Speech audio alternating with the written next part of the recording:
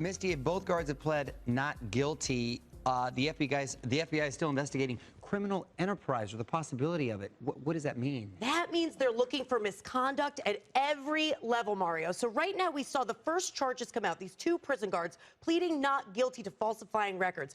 But I'm going to say the FBI is in there. They're looking at MCC. They're looking at this prison to see if there was misconduct on any other level. And hey, we may see more charges coming down the pike. Social media is still overwhelmed with the hashtag Epstein didn't kill himself.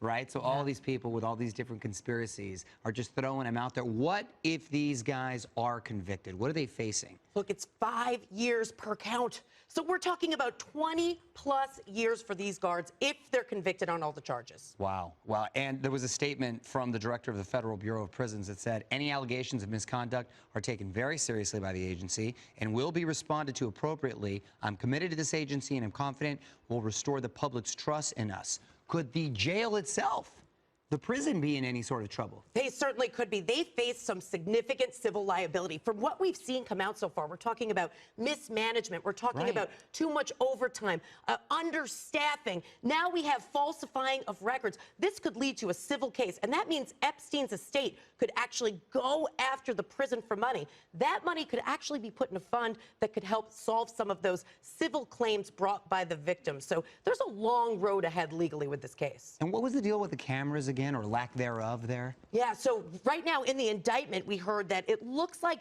no one was able to access this area but the guards. The indictment actually tends to support the theory of suicide, but there was foggy video that nobody can really tell what's happening right outside Epstein's cell. And I guarantee you his attorneys are going to be pushing on that point. Foggy video. Wow. All right, let's talk about Prince Andrew. He did this shocking interview.